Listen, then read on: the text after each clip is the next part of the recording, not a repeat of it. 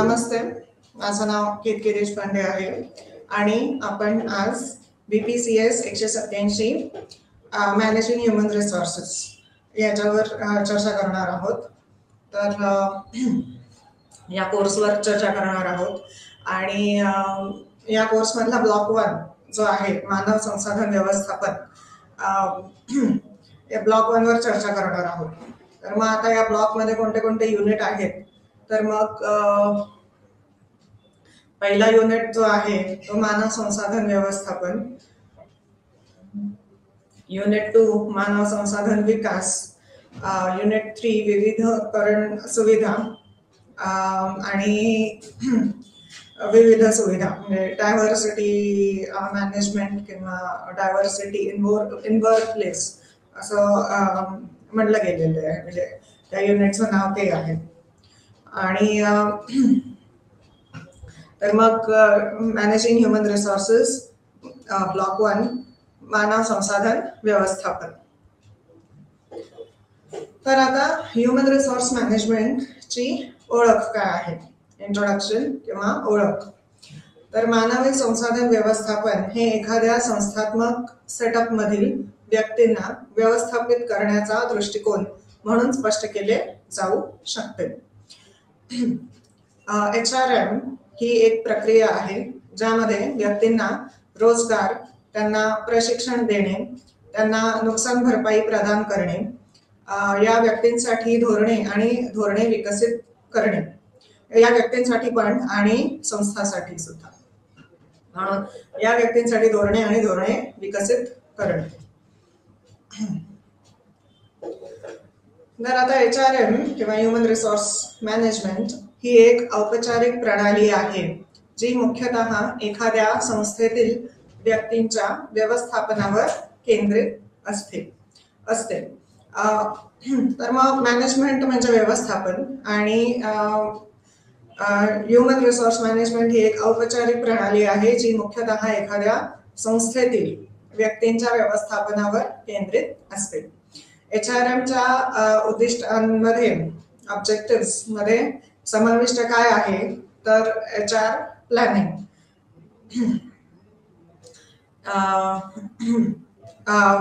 व्यक्ती व्यवस्थापनाचे प्लॅनिंग एखाद्या संस्थेमध्ये.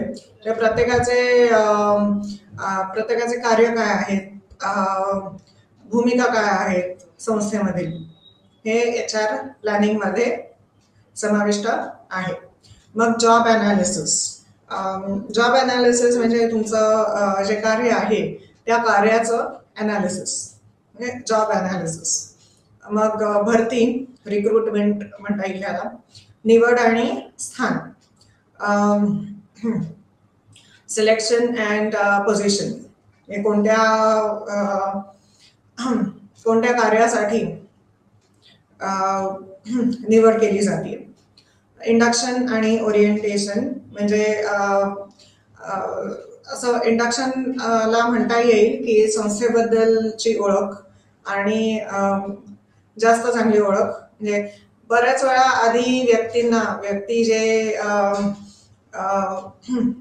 नोकरीसाठी अर्ज करत असतात तर त्यांना आपण ज्या संस्थेला अर्ज करतोय त्या संस्थेची थोडीफार माहिती आधीच मिळवत असतील आणि आणि नंतर मग त्यांची निवड झाल्यानंतर इंडक्शन म्हणजे संस्था जी आहे त्यांना आणखीन जास्त चांगली माहिती देते किंवा जास्त डिटेलमध्ये माहिती देते स्वतःच्याच संस्थेची, जिकडे व्यक्तींची निवड झालेली आहे जॉबसाठी किंवा नोकरीसाठी. तर मग इंडक्शन आणि ओरिएंटेशन म्हणजे ओरिएंटेशन आणि इंडक्शन साधारणपणे सारखंच म्हणता येईल, पण ओरिएंटेशन जास्त स्पेसिफिक असू शकतं, स्पेसिफिक किंवा नेमकं असू शकतं की कार्य कोणतं आहे. आणि ओरिएंटेशन मध्ये एक अनौपचारिक जास्त संस्था स्वतःची माहिती देऊ शकते असं आहे. HRM ही एक औपचारिक प्रणाली आहे, पण आता इंडक्शन आणि ओरिएंटेशन म्हणजे इंडक्शन औपचारिक आणि ओरिएंटेशन थोडंफार अनौपचारिक असू शकतं. किंवा मग ते असं पण असू शकतं की कोणत्या कार्यासाठी निवड झालेली आहे आणि त्या कार्य कसं करायचं आहे, किंवा त्याच्यासाठी लागणारे उपकरणं किंवा सुविधा कोणत्या आहेत आणि कोणत्या प्रकारे करायचं आहे, कोणत्या पद्धतीने करायचं आहे, याला पण ओरिएंटेशन म्हणू शकतो. तर मग ओरिएंटेशन हे औपचारिक पण असू शकतं आणि अनौपचारिक पण असू शकतं. तर मग इंडक्शन आणि ओरिएंटेशन, प्रशिक्षण आणि विकास म्हणजे ट्रेनिंग आणि डेव्हलपमेंट. आता बऱ्याच वेळा हे जे प्रोफेशनल किंवा औद्योगिक डिग्री असते, प्रोफेशनल डिग्री जी असते, त्याला बऱ्याच वेळा प्लेसमेंट पण असतात. म्हणजे फायनल इयरच्या आधीच्या फायनल इयरमध्येच 6 महिने परीक्षा झाली की प्लेसमेंट असतात. वेगवेगळ्या कंपनी त्या कॉलेजमध्ये येतात आणि निवड करत असतात. तर ते निवड करतात आणि नंतर मग त्यांना प्रशिक्षण देतात. मग आता प्रशिक्षण दिल्यानंतर त्या कंपनीबद्दल इंडक्शन आणि ओरिएंटेशन पण असतं. आणि विकास म्हणजे प्रशिक्षण झाल्यानंतर एकदा ती व्यक्ती स्वतःचं कार्य करायला लागली त्या संस्थेमध्ये की मग विकासाचा विचार करता येतो, किंवा म्हणजे संस्था त्या व्यक्तीच्या विकासाचा विचार करता येईल आणि बरोबरच स्वतःच्या विकासाचा पण विचार करता येईल. तर मग ट्रेनिंग अँड डेव्हलपमेंट. कामगिरी मूल्यांकन, तर याला परफॉर्मन्स अप्रेझल म्हणता येईल. कामगार संबंध म्हणजे एम्प्लॉई रिलेशन्स. मग भरपाई आणि फायदे म्हणजे बेनिफिट्स अँड प्रॉफिट्स. आणि रेकॉर्ड ठेवणे. तर मग उद्दिष्ट काय आहेत HRMची किंवा व्यक्तींचे व्यवस्थापन एखाद्या संस्थेमध्ये, त्याची उद्दिष्टे तर HR प्लॅनिंग, जॉब अनालिसिस, भरती, निवड आणि स्थान, इंडक्शन आणि ओरिएंटेशन, प्रशिक्षण आणि विकास, कामगिरी मूल्यांकन, कामगार संबंध, भरपाई आणि फायदे आणि रेकॉर्ड ठेवणे. मग आता स्ट्रॅटेजिक HRM. स्ट्रॅटेजिक HRM म्हणजे काय, तर हे अश्वत्थप्पा यांनी विकसित करण्याच्या अश्वत्थप्पा हे HR किंवा व्यक्तींचे व्यवस्थापन संस्थेमध्ये यांनी व्याख्या काय दिलेली आहे स्ट्रॅटेजिक HRMची, तर विकसित करण्याच्या पद्धती, कार्यक्रम आणि धोरणांची प्रक्रिया म्हणून परिभाषित केले आहे, जे संस्थात्मक उद्दिष्टे साध्य करण्यात मदत करतात. मग कार्यक्रम आणि धोरणे संस्थेच्या धोरणांनुसार असणे आवश्यक आहे. मग अश्वत्थप्पा यांनी दिलेली ही व्याख्या आहे स्ट्रॅटेजिक HRMची. हे साधारणपणे कोणत्या पद्धतीने आपली उद्दिष्टे साध्य होतील आणि ती उद्दिष्टे साध्य करण्यामध्ये सर्वात कमीत कमी वेळेत आणि सर्वात जास्त कामगिरीमधून कसे काय साध्य होतील, तर मग त्याला म्हणतात स्ट्रॅटेजिक मॅनेजमेंट. किंवा साधारणपणे एक प्लॅन आखणे असं म्हणता येईल, किंवा प्लॅन आखणे किंवा नकाशा आखणे. म्हणजे संस्थांमध्ये जेव्हा निवड होत असते आणि इंटरव्ह्यू चालू असतात, तर मग हा प्रश्न विचारला जातो की 3 वर्षांपुढे, 5 वर्षांपुढे, 7 वर्षांपुढे तुम्हाला कुठे विचार करतात. म्हणजे आता जर का म्हणजे 5 वर्षांपुढे तुम्हाला कुठे विचार करतात, असं एक म्हणजे काय साधारणपणे ज्याने नोकरीसाठी अर्ज केलेला आहे त्याचा पण काहीतरी विचार असेल, त्याचे पण काहीतरी उद्दिष्टे असतील. त्याचे पण काहीतरी ध्येय असतील.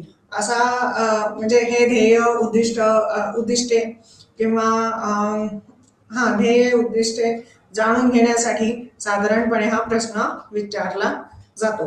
आणि मग त्या प्रश्नाचं उत्तर काय देतो याच्यावर स्ट्रॅटेजिक HRM किंवा त्याची निवड करायची का नाही, किंवा याला आपला कार्यक्रम जो प्लॅन केलेला आहे, ज्याचा नकाशा काढलेला आहे आपण वेळेच्या संदर्भात, त्याच्यामध्ये तो कितपत फिट होईल, हे असा सगळा विचार केला जातो. आणि कदाचित म्हणून हा प्रश्न विचारला जाऊ शकतो की 3 वर्षांपुढे, 5 वर्षांपुढे, 7 वर्षांपुढे तुम्हाला कुठे विचार करतात किंवा कुठे विचार करतात, असं आहे. मग ते म्हणजे स्ट्रॅटेजिक HRM संस्थेच्या धोरणानुसार असणे आवश्यक आहे. स्ट्रॅटेजिक HRM ची प्रक्रिया काय आहे, तर पर्यावरणाचे स्कॅनिंग. स्कॅनिंग म्हणजे आपली संस्था किंवा आपल्या संस्थेचे पर्यावरण काय आहे याची नक्की खात्री करून घेणे, जे आहे त्याची खात्री करून घेणे. असं एखादा स्कॅन जो असतो किंवा साधारणपणे स्कॅन आता काय ते बऱ्याच वेळा झेरॉक्स काढताना त्याचं जर का स्कॅनिंग नीट झालं नसेल तर ते असं म्हणजे नीट वाचता येत नाही किंवा अशा प्रकारे म्हणजे ते तर मग पर्यावरणाचं स्कॅनिंग म्हणजे आपल्या संस्थेमध्ये जे वातावरण आहे, पर्यावरण आहे, ते त्याची खात्री करून घेणे, हे म्हणजे पर्यावरणाचे स्कॅनिंग. HRM धोरणांची ओळख. तर मग कर्मचारी क्षमता HRM धोरणांद्वारे तयार केली जाऊ शकते. या पर्यावरणाचे स्कॅनिंग झाल्यानंतर, पर्यावरणाची खात्री झाल्यानंतर कर्मचारी क्षमता HRM धोरणांद्वारे तयार केली जाऊ शकते. मग HRM ची धोरणांची ओळख, कर्मचारी क्षमता HRM धोरणांद्वारे तयार केली जाऊ शकते. आणि मग ती HRM ची धोरणे काय असू शकतात, तर सामाजिकरण म्हणून शिकणे, विकसित अनौपचारिक शिक्षण, अभियांत्रिकी, सक्षम अनौपचारिक शिक्षण, HRM धोरणांची अंमलबजावणी, निरीक्षण आणि मूल्यमापन. मग आता HRM टूल्स किंवा कोणती उपकरणे वापरली जाऊ शकतात धोरणे साध्य करण्यासाठी, तर रणनीती नकाशा, HR स्कोअर कार्ड आणि डिजिटल डॅशबोर्ड. HRM मधली महत्वाची संकल्पना काय आहेत, तर मानव संसाधन व्यवस्थापन. डेनिसीने मानव संस्थापन व्यवस्थापनाची व्याख्या व्यवस्थापकीय क्रियाकलाप आणि कार्ये यांचा स्पर्धात्मक संच म्हणून केली आहे, ज्याचा विकास आणि देखभाल करणे याच्याशी संबंधित आहे. मग जॉब अनालिसिस. जॉब अनालिसिस एक प्रक्रिया म्हणून वर्णन केली जाऊ शकते, ज्याद्वारे आम्ही नोकरीबद्दल माहिती गोळा करतो. म्हणजे एक कार्य करायचं, नोकरीमध्ये एक कार्य करायचं आहे, तर मग ते कार्य करायला कोणते उपकरणे, कोणती माहिती, कोणत्या पद्धतीने करायचे आहे, म्हणजे आम्ही नोकरीबद्दल माहिती गोळा करतो, किंवा असं म्हणता येईल की कार्याबद्दल माहिती गोळा करतो.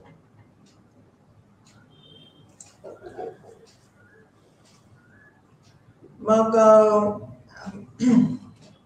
आपण जॉब अनालिसिस आता बघितलं, तर मग जॉब अनालिसिसला नोकरीचे विश्लेषण असं पण म्हणता येईल. जॉब म्हणजे कार्य, तर मग नोकरीचे विश्लेषण जॉब अनालिसिस आणि धोरणात्मक व्यवस्थापन.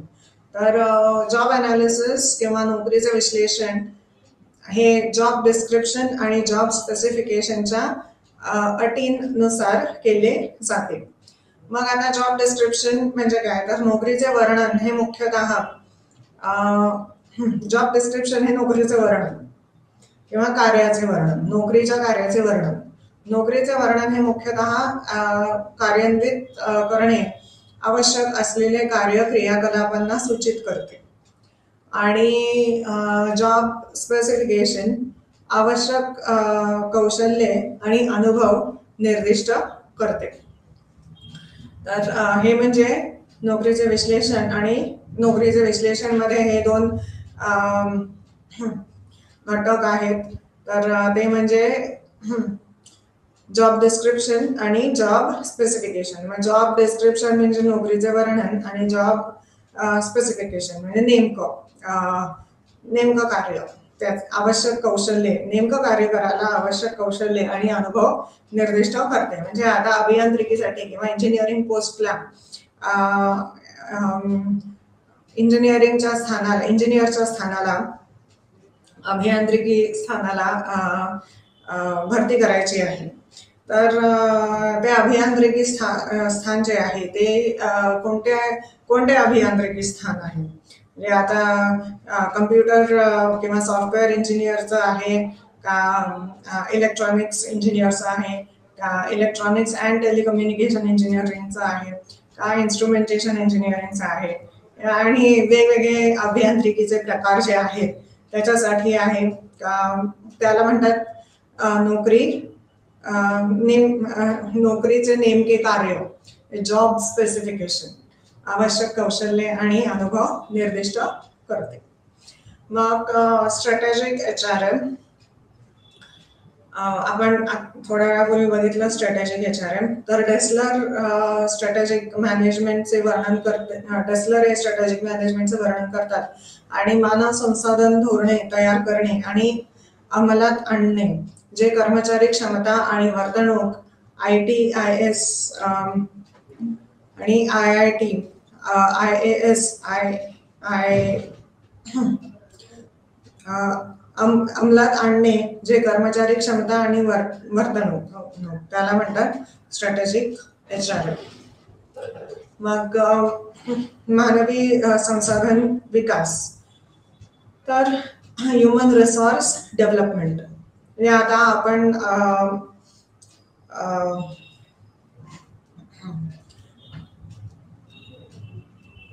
HRM ची ओळख बघितली आणि आता आपण HRM किंवा HRD म्हणजे मानवी संसाधन विकास किंवा संस्थेमधील मानवांचे व्यवस्थापन आणि या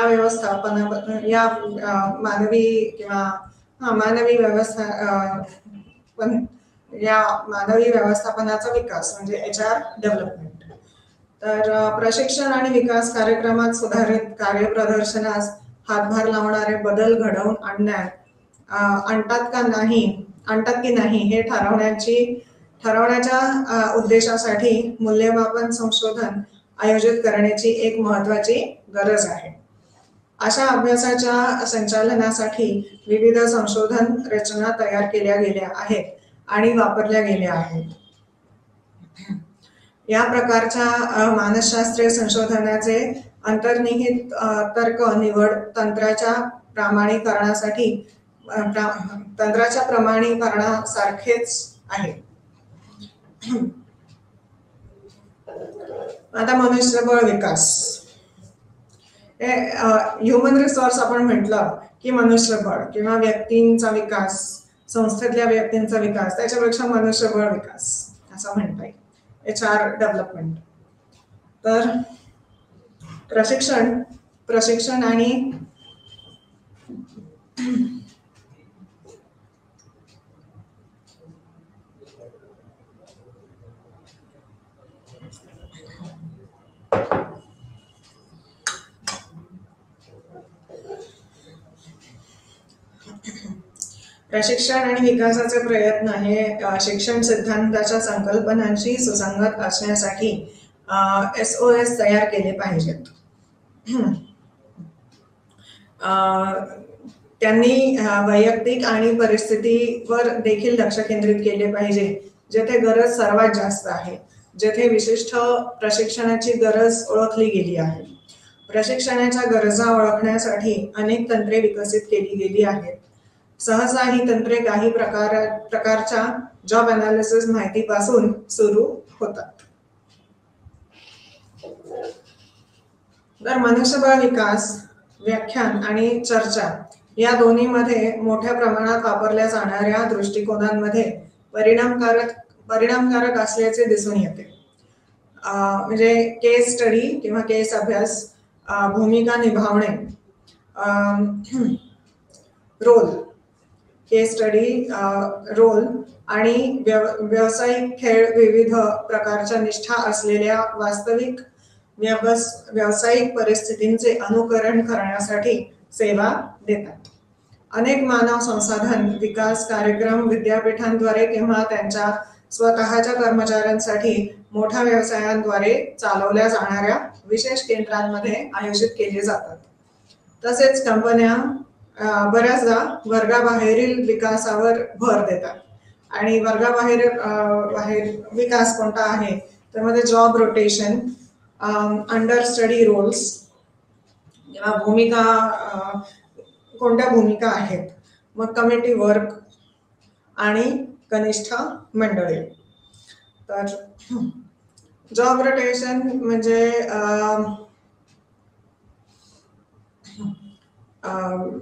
एक कार्य असेल आणि ते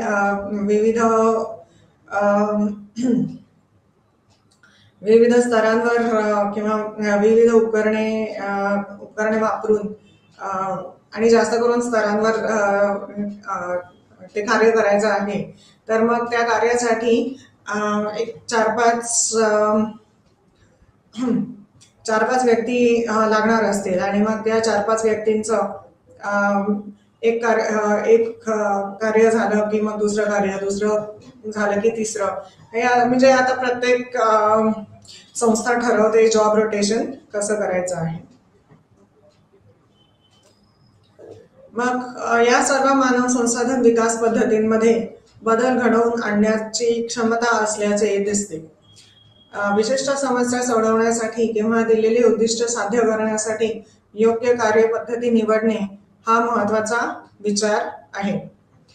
HR प्रशिक्षण आणि विकासामध्ये लवकर पोहोचणे हे जॉब इन्स्ट्रक्शन ट्रेनिंग होते. इतर दृष्टिकोन वेस्टिब्युल प्रशिक्षण आणि प्रशिक्षणार्थी आहेत. ओरिएंटेशन प्रशिक्षण ही संस्थात्मक सामाजिकीकरण प्रक्रिया सुरू होते ओरिएंटेशन मधून. मग प्रोग्राम केलेल्या सूचना, प्रोग्राम्ड इन्स्ट्रक्शन असं म्हटलं गेलेलं आहे. तर प्रोग्राम केलेल्या सूचना आणि संगणक सहाय्य सूचनांसारखी वैयक्तिक तंत्रे जरी महाग असली तरी ती प्रभावी असू शकतात. म्हणजे संगणक सहाय्य सूचनांसारखी सूचना म्हणजे computer assisted instruction, programmed instruction आणि कम्प्युटर असिस्टेड इन्स्ट्रक्शन जरी महाग असली तरी ती प्रभावी असू शकतात. तर प्रोग्राम्ड इन्स्ट्रक्शन ही एक वैयक्तिक प्रशिक्षण प्रक्रिया आहे जी फ्रेम्सच्या मालिकेत आयोजित केलेल्या सामग्रीचा वापर करते. फ्रेम्स सामान्यतः आधीच्या प्रत्येक सलग फ्रेम तयार करताना वाढत्या अडचणी असतात.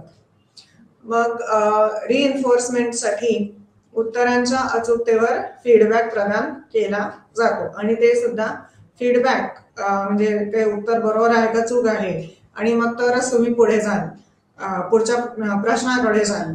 हे म्हणजे प्रोग्राम इन्स्ट्रक्शन असं म्हटलं गेलेलं आहे. फीडबॅक प्रदान केला जातो म्हणजे तुमचं जर का तुमची एक फ्रेम जर का चुकली असेल तर तुम्ही पुढच्या फ्रेमवर जाऊच शकत नाही असं आहे. म्हणून मग ते प्रोग्राम्ड इन्स्ट्रक्शन. आणि संगणक सहाय्य सूचना म्हणजे कम्प्युटर असिस्टेड इन्स्ट्रक्शन ही एक प्रशिक्षण प्रक्रिया आहे ज्यामध्ये प्रोग्राम केलेल्या सूचनांसह बरेच साम्य आहे. म्हणजे प्रोग्राम इन्स्ट्रक्शन बरोबर बरेच साम्य आहे. सामग्री निवडण्यासाठी आणि सादर करण्यासाठी आणि प्रतिसादाचे मूल्यमापन करण्यासाठी संगणकाचा वापर केला जातो. एवढंच म्हणजे या 3 कार्यांसाठी संगणकाचा वापर केला जातो आणि ती म्हणजे सामग्री निवडण्यासाठी, सादर करण्यासाठी आणि प्रतिसादाचे मूल्यमापन करण्यासाठी. मग एअरलाईन पायलट प्रशिक्षणामध्ये सिम्युलेशनचा मोठ्या प्रमाणावर वापर केला जातो. सिम्युलेशन म्हणजे अस्तित्वात म्हणजे खरी ती परिस्थिती मग खरं ते वातावरण असं निर्माण केलं जातं, त्याला म्हणतात सिम्युलेशन. हे खऱ्यासारखं असं सिम्युलेशन. आता एअरलाईन पायलट प्रशिक्षणामध्ये सिम्युलेशनचा मोठ्या प्रमाणावर वापर केला जातो, परंतु ते आणि विविध विस्तारित टीम किंवा सिस्टीमचा दृष्टिकोन इतर संदर्भांमध्ये देखील वापरला जाऊ शकतो. एअरलाईन पायलट प्रशिक्षण हे टीम्स जर का बघितली म्हणजे टीमचा वापर करून वेगवेगळ्या संदर्भांमध्ये वापरला जाऊ शकतो. कंपनीच्या करिअर नियोजन आणि विकास कार्यक्रमांच्या क्षेत्रात सरकारी उपक्रमांमुळे लक्षणीय क्रियाकलाप वाढला आहे. कंपनीचा करिअर नियोजन, करिअर मॅपिंग म्हणता येईल त्याला, करिअर नियोजन, करिअर मॅपिंग आणि विकास कार्यक्रम म्हणजे ट्रेनिंग अँड डेव्हलपमेंट प्रोग्राम्स क्षेत्रात सरकारी उपक्रमांमुळे लक्षणीय क्रियाकलाप वाढला आहे.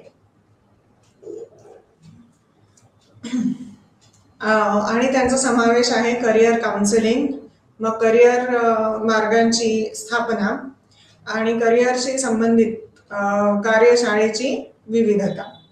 कार्यशाळा म्हणजे वर्कशॉप्स. मग मनुष्यबळ विकासातील महत्वाच्या संकल्पना काय आहेत? तर HRD किंवा HR डेव्हलपमेंट मधील महत्वाच्या संकल्पना. तर मानव संसाधन विकास. वर्नर आणि डिसिमोन यांनी संस्थेच्या संस्थागत आणि नियोजित क्रियाकलापांचे संच म्हणून संस्थेने त्याच्या सदस्यांना संस्थामध्ये संधी उपलब्ध करून देण्यासाठी HRD ची व्याख्या केली आहे. हे संधी उपलब्ध करून देणे. आता काही कर्मचारी किंवा काही कर्मचाऱ्यांचा गट असं त्यांना म्हणजे साधारणपणे संधी उपलब्ध करून देणे. मानव संसाधन विकास. आता त्या 4-5 किंवा तो जो गट असेल, किती कर्मचाऱ्यांचा गट असेल, त्या गटाचा विकास होतो असं आहे. संधी उपलब्ध करून देते आणि मग ते त्याप्रमाणे म्हणजे साधारणपणे हे जे सगळे सॉफ्टवेअर्स किंवा कम्प्युटर लँग्वेजेस, संगणक भाषा ज्या निर्माण झालेल्या आहेत, तर ते म्हणजे संधी उपलब्ध करून दिली आणि तसा मानव संसाधन विकास असं म्हणता येईल. मग संघटनात्मक विकास, ऑर्गनायझेशनल डेव्हलपमेंट. संघटनात्मक विकासाचे वर्णन अशी प्रक्रिया म्हणून केली जाऊ शकते ज्यामध्ये संस्थात्मक परिणामकारकता वाढवणे आणि माझ्या संस्थेचे कल्याण वाढवणे समाविष्ट आहे. म्हणजे त्याच्यामध्ये मनुष्य विकास पण आहे आणि संघटनात्मक किंवा म्हणजे संघटन म्हणजे गट, संघटनात्मक विकास आणि मग त्याप्रमाणे संस्थेचा पण विकास असा आहे.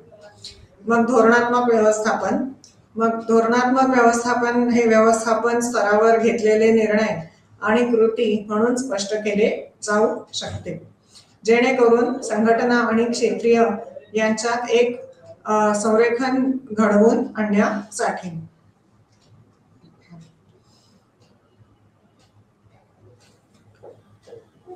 मग व्यवसाय भागीदार म्हणून मनुष्यबळ विकास व्यावसायिकांची भूमिका.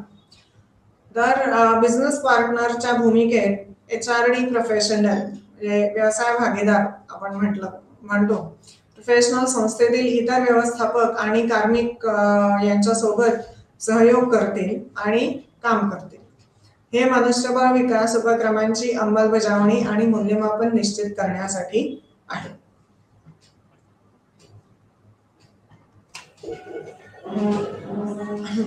तर मग आपण HR ची ओळख किंवा मनुष्यबळ ओळख, मनुष्यबळ विकास संस्थेमधील आणि आता संस्थेमध्ये कामाच्या ठिकाणी म्हणजे संस्था म्हटलं कामाच्या ठिकाणी किंवा नोकरीच्या ठिकाणाची विविधता किंवा वर्क फोर्स डायव्हर्सिटी किंवा डायव्हर्सिटी इन वर्क फोर्स असं म्हणता येईल त्याला.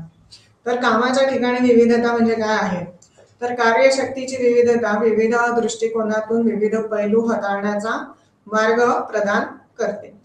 हे वैविध्यपूर्ण कार्यशक्ती आहे जी संस्थेची उद्दिष्टे पूर्ण करण्यासाठी महत्वपूर्ण योगदान देते. आज अशा काही संस्था आहेत ज्या त्यांच्या वातावरणावर विसंबून राहू शकतात. तर समुदायाच्या विविधतेला प्रतिबिंबित करणारी कार्यशक्ती बाजार ती सेवा देते ती त्याची संस्थात्मक उद्दिष्टे साध्य करण्यासाठी अधिक चांगली ठेवण्याची शक्यता आहे जर ती ताकद आणि उत्साहवर्धकतेचा वापर करत असेल. मग कार्यशक्तीची विविधतेचे व्यवस्थापन संस्थांना अनुभवांच्या श्रेणी, धारणा, गोष्टी करण्याच्या पद्धती आणि विविध संस्कृतींचे ज्ञान यांचा लाभ घेण्यास सक्षम करू शकते. कामाचे वातावरण अशा प्रकारे व्यवस्थापित करणे जे छळविरहित आणि भेदभाव न करता एक सन्माननीय कार्यस्थळ तयार करते. अशा कामाच्या ठिकाणी सर्व कर्मचारी मूल्यवान असतात आणि त्यांना संस्थेच्या तसेच स्वतःच्या फायद्यासाठी योगदान देण्यास प्रोत्साहित केले जाते. ती योग्यता ओळखण्यात केवळ कार्यात्मक क्षमताच नाही तर संस्थात्मक क्षमता देखील समाविष्ट आहे. ती संस्थात्मक क्षमता विविधतेपासून तसेच समानतेतून लाभ घेते. संस्थेची लवचिकता आणि सर्जनशील संधी वाढवणाऱ्या तरीही स्थिरता प्रदान करणाऱ्या मार्गांनी कर्मचारी निवडणे, बक्षीस देणे, विकसित करणे आणि टिकवून ठेवणे हे व्यवस्थापकांना सक्षम करेल.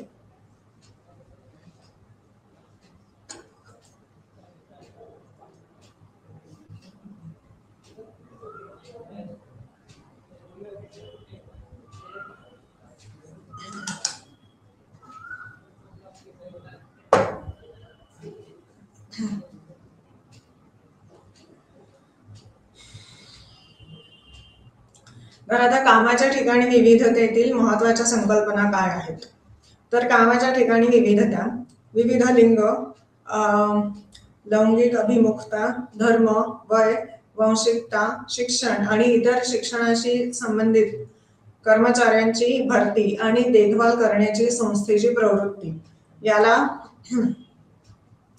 डायव्हर्सिटी इन वर्क प्लेस किंवा वर्क फोर्स डायव्हर्सिटी, विविधता म्हणजे डायव्हर्सिटी, कामाच्या ठिकाणी डायव्हर्सिटी ऍक्ट म्हणजे वर्क प्लेस म्हणजे कामाच्या ठिकाणी वर्क प्लेस विविधता डायव्हर्सिटी, वर्क प्लेस डायव्हर्सिटी किंवा work force diversity.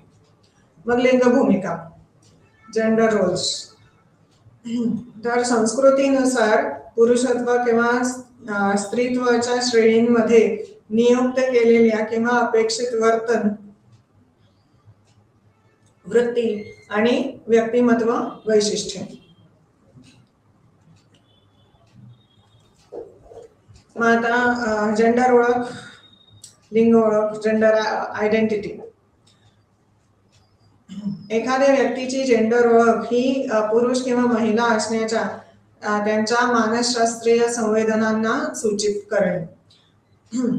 Psychological factors किंवा व्हेरिएबल्स, संवेदना फॅक्टर्स किंवा व्हेरिएबल्स. मग जेंडर भेद ना व्यक्तींमधील स्वभाव, वर्तन, क्षमता आणि कृतींमध्ये फरक. मग लिंग स्टिरिओटाईप, आता जेंडर स्टिरिओटाईप असं म्हणता येईल, आणि हे पुरुष आणि स्त्रीच्या वैशिष्ट्यपूर्ण वैशिष्ट्यांबद्दल, प्राधान्यांबद्दल आणि वर्तनांबद्दल लोकांच्या विश्वास आणि अपेक्षांना संदर्भित करते. जे साधारणपणे स्त्रियांची वागणूक कशी असते किंवा लिंग स्टेरिओटाईप असं.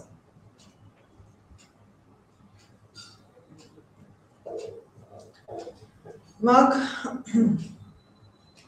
विविधता व्यवस्थापन, डायव्हर्सिटी मॅनेजमेंट असं म्हणता येईल आणि त्याला DM असं म्हटलं गेलेलं आहे. तर विविधता व्यवस्थापन 3 परिवर्तने समाविष्ट आहेत विविधता व्यवस्थापनामध्ये. तर ते कोणते आहेत? तर चरित्रात्मक वैशिष्ट्ये, क्षमता आणि विविधता कार्यक्रम. मग DM ही एक सतत किंवा विविधता व्यवस्थापन ही एक सतत प्रतिबद्धता असणे आवश्यक आहे, जी संस्थेच्या सर्व स्तरांना पार करते. विविधतेचे वातावरण सुधारण्यासाठीची धोरणे जोपर्यंत सर्व कर्मचाऱ्यांच्या दृष्टिकोनांना मान्यता देण्यासाठी तयार केलेली आहेत तोपर्यंत प्रभावी असू शकते. काय तर मग ते विविधतेचे वातावरण म्हणजे विविधता व्यवस्थापन आणि त्याच्यातून विविधतेचे वातावरण सुधारण्यासाठीची धोरणे.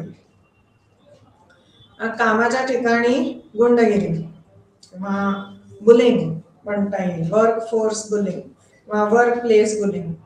बॉस किंवा साहेब किंवा पर्यवेक्षक, सुपरवायझर किंवा सहकार्याचे वर्तन जे अधीनस्थ किंवा महाविद्यालयीन व्यक्तीसाठी हानिकारक आहे. गुंडगिरीची वर्तणूक अपमानापासून इतर अनेक युक्त्यांपेक्षा भिन्न असू शकते, ज्यामुळे लक्षित टार्गेटेड कर्मचाऱ्यांना लाज वाटेल किंवा त्यांचा अपमान होईल किंवा कामाच्या ठिकाणी अधीनस्थ होईल. अधीनस्थ हॉस्टिलिटी असं म्हणता येईल. आता कामाच्या ठिकाणी भेदभाव किंवा वर्क प्लेस डिस्क्रिमिनेशन. कोणत्याही प्रकारचे आचरण, कृती, वर्तन किंवा निर्णय जो काही पूर्वग्रह किंवा घाणेरड्या विश्वासाच्या आधारावर कर्मचाऱ्याच्या विरोधात घेतला जातो. कर्मचाऱ्यांमध्ये वय, लिंग, वंश, संस्कृती या आधारावर भेदभाव केला जाऊ शकतो. मग आता लैंगिक छळ किंवा सेक्शुअल हॅरॅसमेंट एक प्रकारची धमकी, दबाव, बळजबरी किंवा धमकावणे आणि हे पूर्णपणे पीडित कर्मचारी किंवा कर्मचाऱ्यांच्या लिंगाच्या आधारे असते. हे लैंगिक आवडीच्या बदल्यात बक्षीस देण्याच्या वचनाच्या स्वरूपात देखील असू शकते.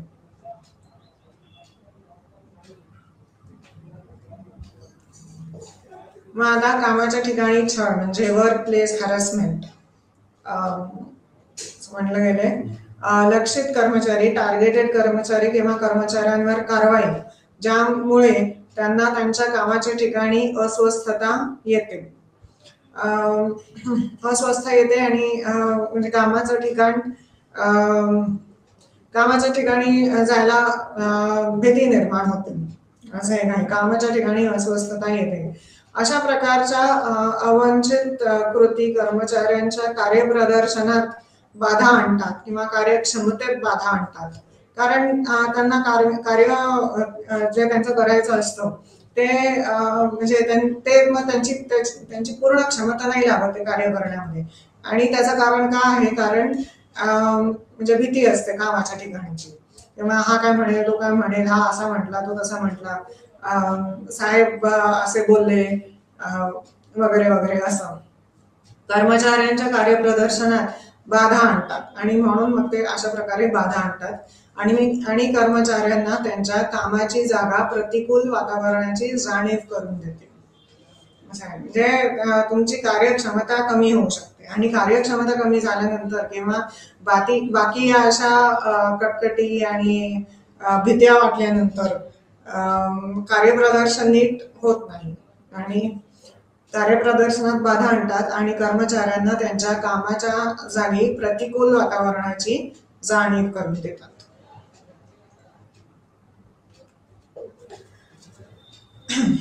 तर मग हे म्हणजे या 9 महत्वाच्या संकल्पना आहेत कामाच्या ठिकाणाची विविधता, तिसरा युनिट. आणि मग आता चौथा युनिट म्हणजे समकालीन समस्या आणि आव्हाने. तर समकालीन सध्याची समस्या असं नाही म्हणता येणार, म्हणजे पुस्तकामध्ये किंवा ब्लॉगमध्ये कंटेम्पररी इश्यूज अँड चॅलेंजेस असं त्या युनिटचं नाव आहे. तर मग समकालीन म्हणजे सध्याचे, समकालीन समस्या आणि आव्हाने. तर मग हे 3 आव्हाने आहेत आणि ते म्हणजे कॉर्पोरेट सोशल रिस्पॉन्सिबिलिटी, त्याला CSR असं पण म्हटलं गेलेलं आहे.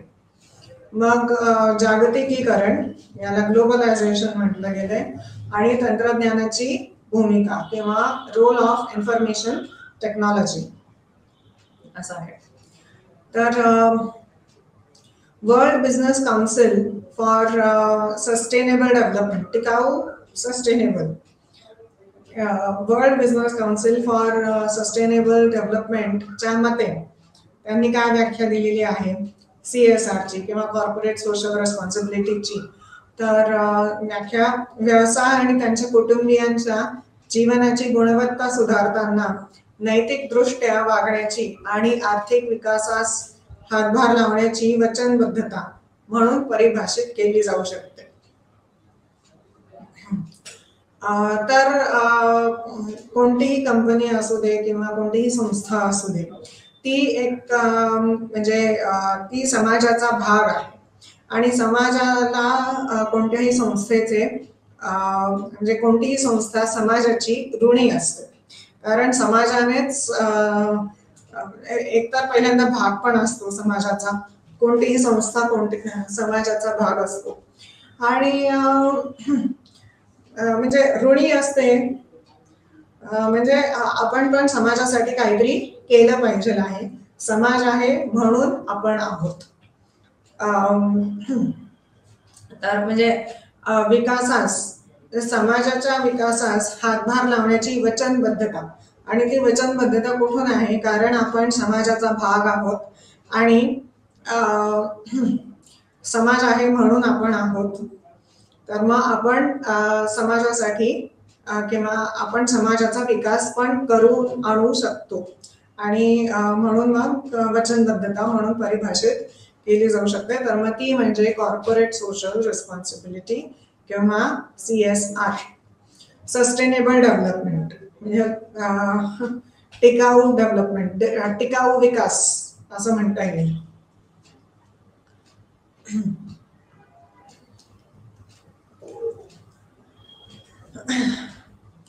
तर मग CSR किंवा कॉर्पोरेट सोशल रिस्पॉन्सिबिलिटी आणि जागतिकीकरण किंवा ग्लोबलायझेशन. मग कॉर्पोरेट सोशल रिस्पॉन्सिबिलिटी ही एक अशी पद्धत आहे ज्याच्या मदतीने कॉर्पोरेट जगाच्या कंपन्या समाजाच्या विकासासाठी महत्त्वपूर्ण योगदान देतात.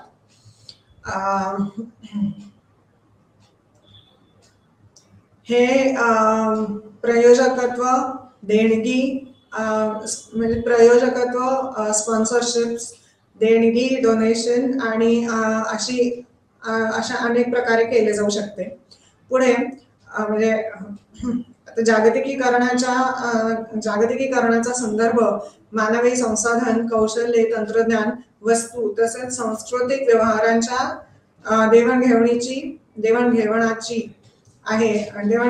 आहे, जे परस्पर संवाद आणि संबंध सुधारण्यात मदत करतात. तर ते म्हणजे CSR आणि ग्लोबलायझेशन किंवा CSR आणि जागतिकीकरण. तर जागतिकीकरण म्हणजे काय? तर आता व्यवसाय भाड्याने घेऊ शकतात, स्त्रोत घेऊ शकतात, त्यांना पाहिजे तेथे विक्री करू शकतात. यापैकी बऱ्याच जागतिक कॉर्पोरेशनसाठी संपूर्ण जग एक बाजार म्हणून, किंवा राष्ट्रीय सीमा अक्षरशः असंबद्ध बनल्या आहेत. राष्ट्रीय सीमा अक्षरशः असंबद्ध बनल्या आहेत कारण जागतिक कॉर्पोरेशनसाठी संपूर्ण जग एक बाजार असं म्हटलं गेलेलं आहे. जागतिकीकरण जागतिकीकरण बाजारपेठेचा आकार, महसूल आणि नफा यांच्या दृष्टीने अनेक संधी देतात.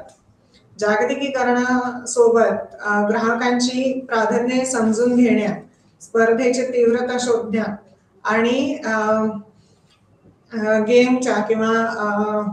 गेमच्या नियमांची किंवा खेळाच्या नियमांशी जुळवून घेण्यात अयशस्वी होण्याच्या अटींमध्ये प्रचंड जोखीम असते.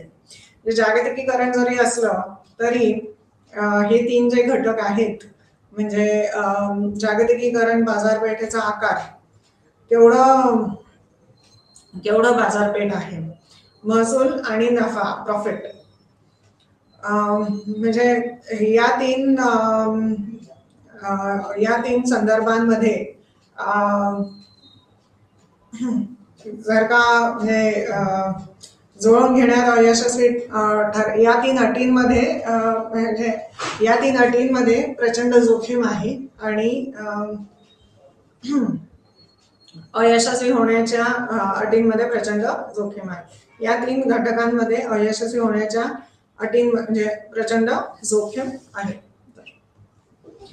मग आता आर्थिक जागतिकीकरण म्हणजे इकॉनॉमिक ग्लोबलायझेशन असं म्हणता येईल. तर कमॉडिटीज किंवा वस्तू आणि सर्व्हिसेस, आंतरराष्ट्रीय व्यापार, तंत्रज्ञानाचा प्रसार आणि सीमेपलीकडे भांडवलाचा प्रवाह, फ्लो ऑफ कॅपिटल, भांडवलाचा प्रवाह, यामुळे विविध अर्थव्यवस्थांमध्ये परस्पर अवलंबित्व, इंटरडिपेंडन्स निर्माण झाला आहे. सर्व देशांमधील या इंटरडिपेंडन्स, परस्पर अवलंबनाला आर्थिक जागतिकीकरण असे संबोधले जाते. यामुळे आंतरराष्ट्रीय बाजारांचा विस्तार आणि एकत्रीकरण झाले आहे. विस्तार, एक्सपान्शन आणि एकत्रीकरण, इंटिग्रेशन. तर मग आर्थिक जागतिकीकरणामुळे आंतरराष्ट्रीय बाजारांचा विस्तार आणि एकत्रीकरण झालेले आहे.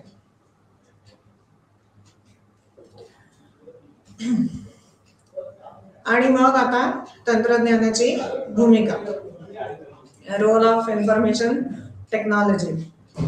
तर तंत्रज्ञानाची महत्वाची भूमिका आहे, तसेच त्याचा विकासावर परिणाम होतो. तंत्रज्ञानाची महत्वाची भूमिका आहे आणि त्याचा विकासावर पण परिणाम होतो. तंत्रज्ञानाने जवळजवळ सर्व मानव संसाधन क्रियाकलापांवर परिणाम केला आहे. याने नियमित मानव संसाधन क्रियाकलाप स्वयंचलित केले आहेत आणि मानव संसाधन विभागावरील भार कमी केलेला आहे. कंपनीच्या वाढीमध्ये किंवा संस्थाच्या वाढीमध्ये मनुष्यबळ विभागांना आता अधिक धोरणात्मक भूमिका बजावता येईल.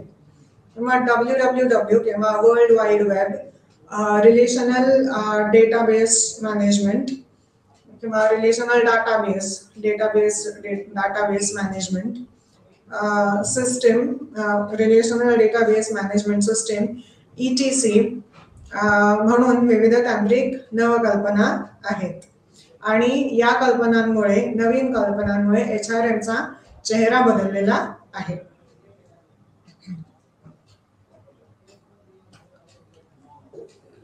मग HR आणि तंत्रज्ञान यांच्यातील समन्वयाने मानव संसाधन सेवा सुधारल्या आहेत. HR फंक्शनची काळजी घेण्यासाठी मजबूत सॉफ्टवेअर विकसित केले गेले आहे. HR planning, staffing, performance management किंवा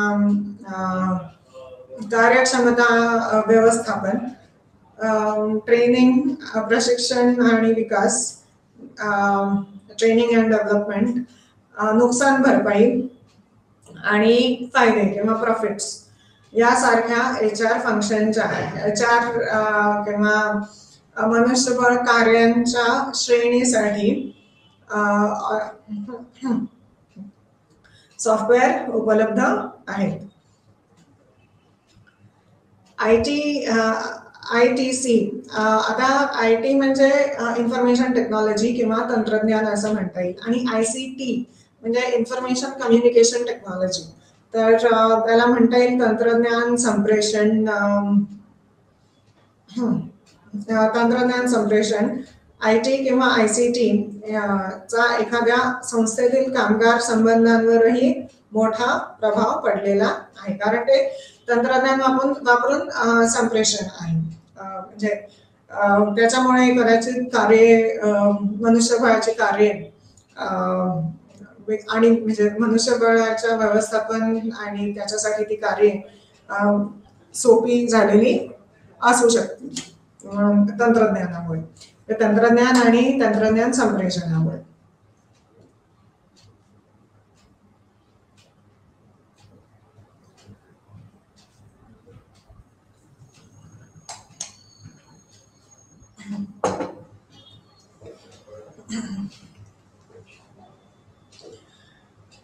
तर तंत्रज्ञान व्यवस्थापन हे एक क्षेत्र आहे जे एकात्मिक नियोजन, संसाधनांचा इष्टतम वापर, प्रभावी डिझायनिंग, व्यवस्थापन आणि ऑपरेशनल पैलूंवर नियंत्रण ठेवण्यास मदत करते. जे एकात्मिक नियोजन, प्लॅनिंग, संसाधनाचा इष्टतम वापर म्हणता येईल त्याला ऑप्टिमम युटिलायझेशन, आणि प्रभावी डिझायनिंग म्हणजे उपकरणे किंवा पद्धतींचं डिझायनिंग वगैरे, व्यवस्थापन, मॅनेजमेंट आणि ऑपरेशनल पैलूंवर. ऑपरेशनल पैलू म्हणजे वेगवेगळ्या औपचारिक पद्धती कशा वापरायच्या आहेत किंवा काय वापरून मग ते जास्त नफा देऊ शकतील वगैरे वगैरे, ऑपरेशनल पैलूंवर नियंत्रण ठेवण्यास मदत करते. आता समकालीन समस्या आणि आव्हानांमधील महत्त्वाच्या संकल्पना काय आहेत? तर कॉर्पोरेट सोशल रिस्पॉन्सिबिलिटी, CSR, संस्थांद्वारे समाजाच्या विकासासाठी जे उपक्रम केले जातात ते म्हणजे CSR आहेत. ते शिक्षण देणे, शाळा विकसित करणे, NGO ला मदत करणे, रुग्णालय उभारणे, महिला, मुले, वृद्ध, अपंग यांच्या सुधारणेसाठी पैसे गुंतवणे या स्वरूपात असू शकते. उदाहरण क्राय ऑर्गनायझेशन, जे लहान मुलांसाठी ज्यांना शिक्षण घेता येत नाही वगैरे, म्हणजे या संस्थेमध्ये जर का नाव नोंदणी केली तर म्हणजे डोनेशन वगैरे मिळवतात, म्हणजे क्राय फाउंडेशन किंवा क्राय ऑर्गनायझेशन. आणि मग जागतिकीकरण, तर ही अशी प्रक्रिया आहे जी जगभरातील सांस्कृतिक, आर्थिक, सामाजिक, राजकीय आणि धार्मिक व्यवस्थेच्या एकात्मतेकडे नेणारी आहे. म्हणजे एक असं म्हटलं गेलेलं आहे की the world is a global village. जग हे एक जागतिकीकरण, जग हे एक व्यावहारिक खेडे आहे असं. World is a global village.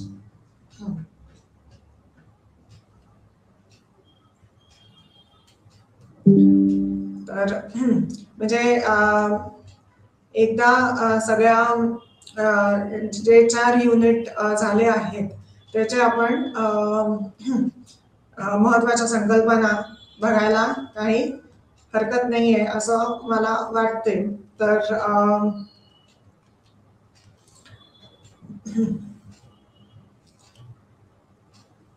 HRM किंवा HRM मधील महत्त्वाच्या संकल्पना काय आहेत किंवा HRM ची ओळख.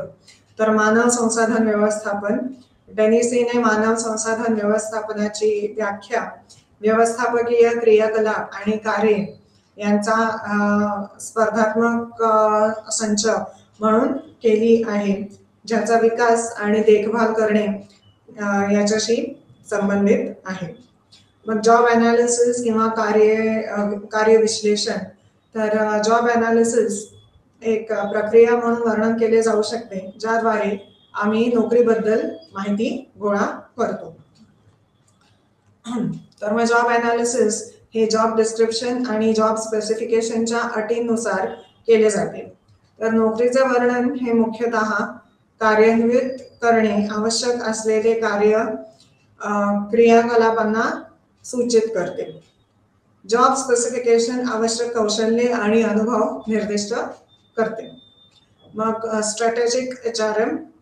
मग डेस्लर स्ट्रॅटेजिक मॅनेजमेंटचे वर्णन करतात आणि मानवी संसाधन धोरणे तयार करणे आणि अंमलात आणणे जे कर्मचारी क्षमता आणि वर्तणूक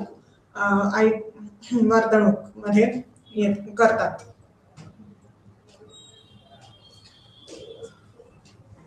मग मानवी संसाधन विकास किंवा मनुष्यबळ विकास.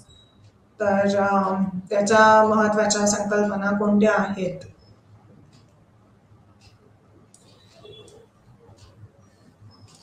मनुष्यबळ विकासाचा समावेश कुठे कुठे आहे? तर ते करिअर काउन्सिलिंग मध्ये आहे, करिअर मार्गांची स्थापना मध्ये आहे, करिअर पाथ असं म्हणता येईल, मार्ग म्हणजे पाथ, करिअरशी संबंधित कार्यशाळेची विविधता. आणि आता संकल्पना, महत्वाच्या संकल्पना काय आहेत मनुष्यबळ विकासातील? तर मानव संसाधन विकास. वर्नर आणि डेसिमोन यांनी संस्थेच्या संस्थागत आणि नियोजित क्रियाकलापांचा संच म्हणून संस्थेने त्याच्या सदस्यांना संस्थांमध्येही संधी उपलब्ध करून देण्यासाठी HRDची व्याख्या केली आहे. मनुष्यबळ विकासाची व्याख्या केली आहे. साधारणपणे आपल्याच संस्थेमध्ये आपण कर्मचाऱ्यांना संधी उपलब्ध करून देऊया असं. मग संघटनात्मक विकास म्हणजे ऑर्गनायझेशनल डेव्हलपमेंट. तर संघटनात्मक विकासाचे वर्णन अशी प्रक्रिया म्हणून केले जाऊ शकते ज्यामध्ये संस्थात्मक परिणामकारकता वाढवणे आणि माझ्या संस्थेचे कल्याण वाढवणे समाविष्ट आहे. धोरणात्मक व्यवस्थापन. धोरणात्मक व्यवस्थापन हे व्यवस्थापन स्तरावर घेतलेले निर्णय आणि कृती म्हणून स्पष्ट केले जाऊ शकते जेणेकरून संघटना आणि क्षेत्रीय यांच्यात एक संरेखन घडवून आणण्यासाठी.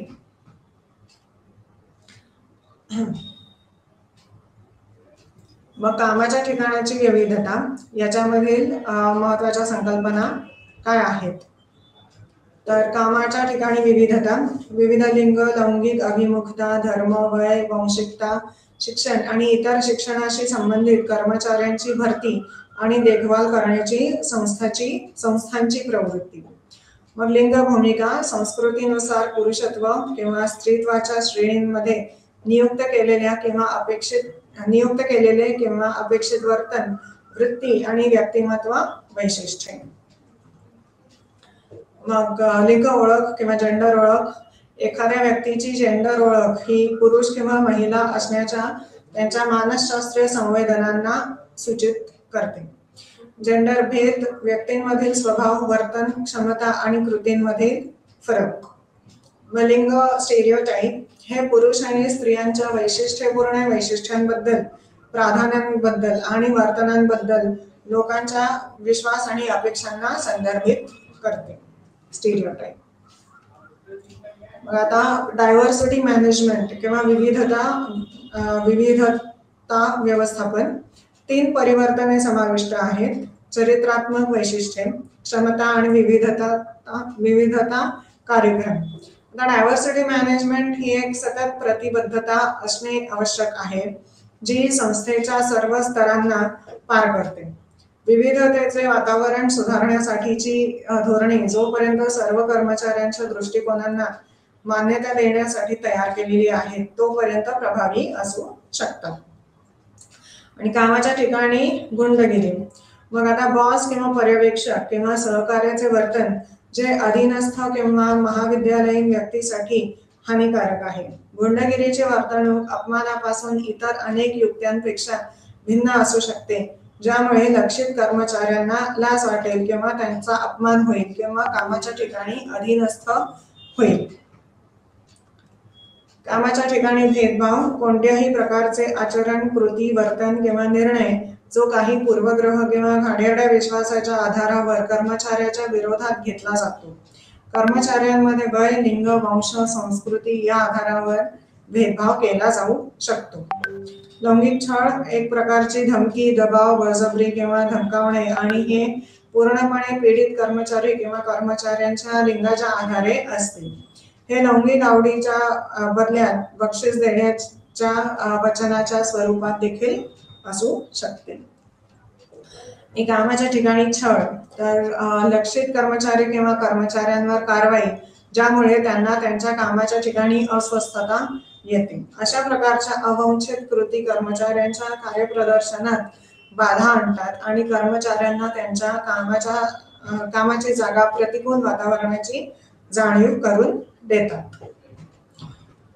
आणि समकालीन समस्या आणि आव्हाने याच्यातील या युनिटमधील महत्वाच्या संकल्पना, तर कॉर्पोरेट सोशल रिस्पॉन्सिबिलिटी CSR, संस्थांद्वारे समाजाच्या विकासासाठी जे उपक्रम केले जातात ते CSR आहे. ते शिक्षण देणे, शाळा विकसित करणे, NGOला मदत करणे, रुग्णालय उभारणे, महिला, मुले, वृद्ध, अपंग यांच्या सुधारण्यासाठी पैसे गुंतवणे या स्वरूपात असू शकतात. उदाहरण फ्राय ऑर्गनायझेशन जे लहान मुलांसाठी आहे. आणि जागतिकीकरण ही अशी प्रक्रिया आहे जी जगभरातील सांस्कृतिक, आर्थिक, सामाजिक, राजकीय आणि धार्मिक व्यवस्थेच्या एकात्मतेकडे नेणारी आहे. तर धन्यवाद. आपण पुन्हा भेटूया.